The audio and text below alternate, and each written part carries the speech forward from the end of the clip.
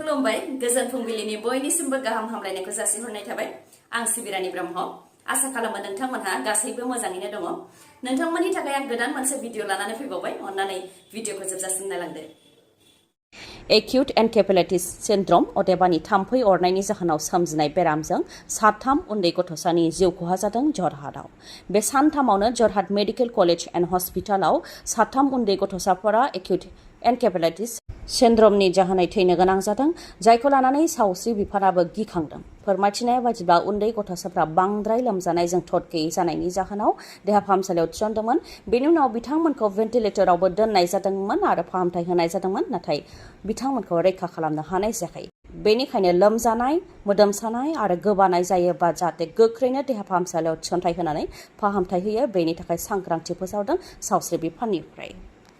जोबोद गुदुं दुंखावनायखौ नोजोर होनानै आसामनि सोलोंथाइ बिफाननि मन्थ्रि डक्टर रनजखौ बिथाङा डिस्ट्रिक्ट कमिशनार आरो प्रिन्सिपाल सेक्रेटारिफोरनिसिम मोनसे बिथोन लायहरदों गुदुं दुंखावनायनि थाखाय फरायसालिफोरखौ बेखेवनायखौ जाहाथे फुंबिलिनि समावनो खालामो बेनि थाखाय बिथोनखौ हरदों फरायसाफ्रा फरायसालियाव फैनायाव जाहाथे बांद्राय गोलाव समनि थाखाय सान्दुंजों दुंखाव जानो गोनां जाया बेनि थाखायनो जाहाथे गासैबो फरायसालिफोरखौ फुंबिलिनि समावनो बेखेवो बेनि थाखाय बिथोन हरदों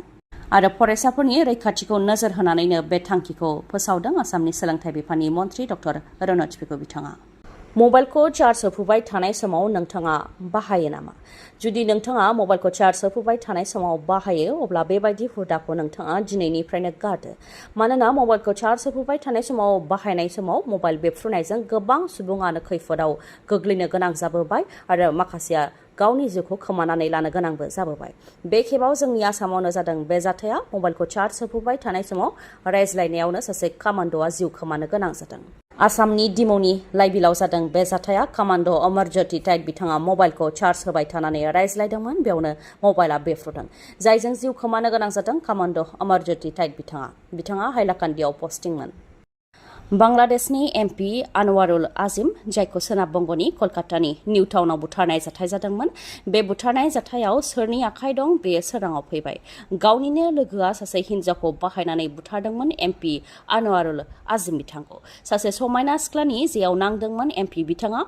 बिथांनिनो लोगो आख्तार उजामान शाहिन जाय इउएसनि नोगोरारि बिथांनि जे सानायावनो सिलान्ति रहमान मुंनि सिख्लानि लेंहरनायाव बांलादेशनिफ्राय कलकाता फारसे फैदोंमोन एमपि बिथाङा कलकातायाव फैनायनि उनाव गिबियाव बिथाङा बाय बाहागिनि न'खराव हरसे थादोंमोन बेनि उनाव देहा फाहामथाय लानांगौ होननानै कलकातानि निउ टाउनाव गंसे फ्लेटआव थाफैदोंमोन सीसीटीवीआव नुनाय बायदिबा फ्लेटआव फैनाय समाव एमपि बिथांजों लोगोसे सिलान्ति रहमान मुंनि आइजो आरो सानै सुबुंबो जयैनो थांफादोंमोन नाथाय एमपि बिथांजों हाबफानाय सुबुंफोरखौ साफानि उनाव साफा गेदेर गेदेर बेग लानानै ओंखारबोनायखौ नुनो मोननाय जादों नाथाय एमपि बिथांखौ ओंखारबोफिननायखौ नुनो मोननाय जायाखैमोन एमपिखौ बुथारनाय जाथायनि सायाव सोनाब बंगनि सिआइडि आरो बांलादेश पुलिस जथायै गोख्रों संदाननायनि उनाव बुथारनाय जाथायजों सोमोन्दो थानायनि सन्देहआव मुम्बाइनिफ्राय सासे सुबुंखौ हमदों जाय सुबुंनि मुङा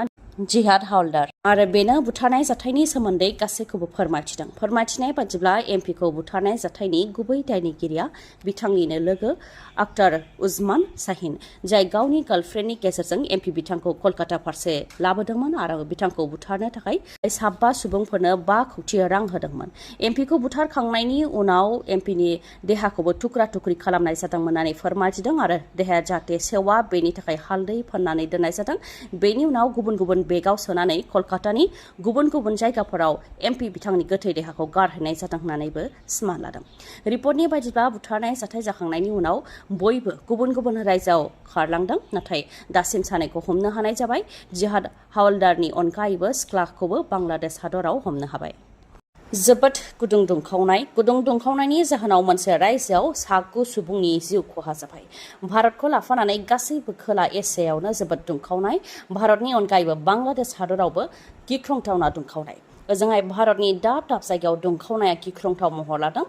आसामावनो 39 डिग्री सेलसियाससिम सौहैदों गुदुं दुंखावनाया आरो गुबुन गुबुन रायजो जेरै पान्जाब हारियाना इउपि, मध्य प्रदेश, गुजरात, चन्डीगढ़, दिल्ली आरो राजस्थान बेफोर रायजोफोरनि दाब दाब जायगाफोराव दुंखावनाया 45 निफ्राय 49 डिग्री सेल्सियाससिम सौहैदों आरो बेफोर रायजोफोराव दुंखावनाया 50 डिग्री सेल्सियाससिमबो सौहैनो हागौ होननानै सांग्रांथि होदों आइएमडिआ। रिपर्टनि बायदिब्ला राजस्थानाव थांनाय 10 साननिफ्राय जोबोद गुदुं दुंखावदों। राजस्थाननि बालोत्रा,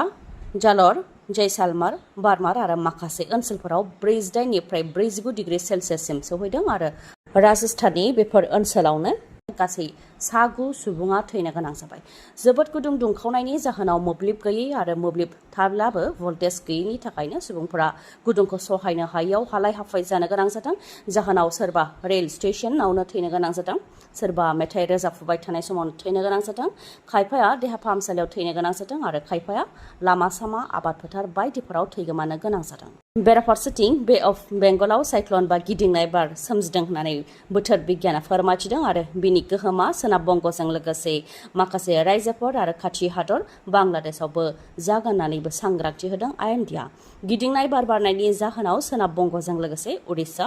मिज'राम, त्रिपुरा आरो खोला मणिपुर बेफोर रायजोफ्राव फैगौ 26 आरो 27 अक्ट'आव अखा हागोन होननानैबो सांग्रांथि होदों बोथोर बिगियाना। फिन गिख्रंथाव जाब्रबथाय बास आरो ट्राकनि गेजेराव गिख्रंथावै सौग्रावलायनायाव नखरसेनिनो 7 सुबुङा जिउ खोमानो गोनां जादों आरो 25 सुबुङा जोखोम जानो गोनां जादों। हारियानानि आम्बालायाव जानो मोन्दों बे गिख्रंथाव गारि जाब्रबथाया। रिपर्टनि बायदिब्ला उत्तर प्रदेशनि थागिबिफोरा जम्मु एन्ड काश्मीरनि वैष्णो देवी थानसालियाव थांनो थाखाय गंसे बासजों थांगासिनो दंमोन। बेयावनो हरनि समाव आम्बाला दिल्ली जम्मु माहारियारि राजा लामायाव गंसे ट्राकजों बासआ सौग्रावलायदों, जायजों नखरसेनिनो 7 सुबुङा जिउ खोमानो गोनां जादों आरो 25 जोखोम जानो गोनां जादों। जिउ रैखा मोननाय सासे सिबियारिया फोरमायथिनाय बायदिब्ला बास सालायग्राया जौ लोंनायमोन, जायनि थाखाय बासखौ सामलायनो हायाखै आरो बासखौ सामलायनो हायैयाव गंसे ट्राकआव सौख्रांदों, जायजों बे जाब्रबथाया जानो मोन्दों होननानै फोरमायथिदों आरो जाब्रबथाय जाखांनायनि उनावनो बास सालायग्राया जाथायथिलिनिफ्राय खारखोमालांदों होननानैबो फोरमायथिदों।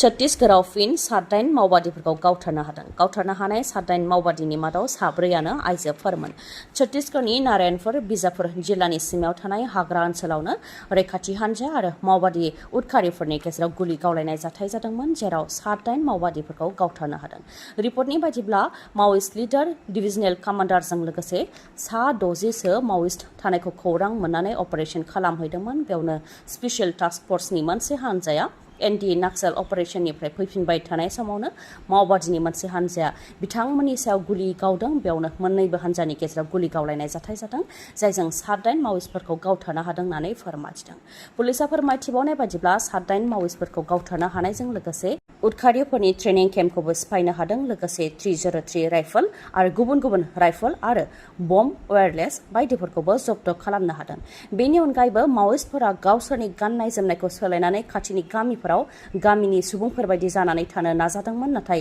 बिसोरखौबो हमनो हादों होननानै फोरमायथिदों पुलिसा। गोजोनथाव रादाब, बङाइगावनि आइ हस्पिटालाव दिल्ली एम्सनि डक्टर प्रबिन बसुमतारिया फैगोन। नोंथांमोनहाबो जुदि मेगननि जेंना जादोंब्ला बङाइगावनि आइ हस्पिटालाव थांनानै डक्टर प्रबिन बसुमतारिजों फाहामथाय लाजानो हागोन आरो बेनि सोमोन्दै नोंथांमोनहा खौरां लानो हास्थायदोंब्ला 6900949900 बे नाम्बाराव कल हरनानै खौरां लाहरनो हागोन।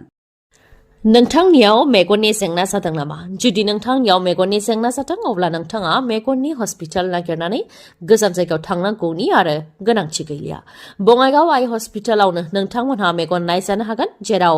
मेडिकेल रेटिना, असिटि, पेक' मेसिननि गेजेरजों केटारेक्ट अपारेशन खालामनो हानायनि राहा दं। बेनि अनगायैबो ग्ल'क'मा इभालुएसन, अकिउल'प्लास्टिजों लोगोसे फार्मासि आरो अप्टिकेलनिबो राहा दं बङाइगावनि आइ हस्पिटालाव। नोंथांमोननो मिथिहोनो गोनांदि खम बेसेनावनो कम्पिउटारजों मेगननि अपारेशनबो खालामनाय जायो। गासै 4 मेगननि डक्टरखौ बे फाहामसालियाव मोननो हागोन। डक्टरफोरा जाहैबाय doctor Ashraful Alam MBBS, MS ophthalmology, cataract surgeon आरो IOL सार्जारियाव train, doctor Kishore Paul MBBS, DO cataract and glaucoma specialist, doctor Payal Singla MBBS, MS आरो doctor Meghali Sharma MBBS MS eye specialist ophthalmology जायखिजाया मेगननि जेंना जायोबानो बे बङाइगावनि आइ हस्पिटालाव नोंथांमोनहा फाहामथायखौ लानो हागोन समाया जाहैबाय समबारनिफ्राय सनिबारसिम फुंनि 9 रिंगायाव गेवगोन आरो मोनाबिलि 7 रिंगासिम थागोन नाथाय रबिबारखालि फुंनि 9 रिंगायाव गेवनानै सानजौफुनि 1 रिंगासिमल' थागोन चापागुरि र'डआव थानाय लवार आसाम हस्पिटालनि उल्था दिगाव थानाय बास स्टेन्डनि उनथिंजाय अदेबानि सोनाबहानो मोननो हागोन बङाइगाव आइ हस्पिटालखौ नोंथांमोनहा मानिबा सायाव खौरां लानोबा 6900949900 नङाब्ला 0366435659 बे नाम्बारावबो खौरां लाहरनो हागोन गोजोन्थों दिनैनि भिडिअआ एसेनोसै गाबोन आरो गोदान भिडिअजों लोगो मोनफिनबावगोन नोंथाङा दासिमबो आंनि चेनेलखौ साबस्क्राइब खालामाखैबा अन्नानै साबस्क्राइब खालामदो लोगोसे लाइक कमेन्ट आरो शेयार खालामनो दाबाव गोजोन्थों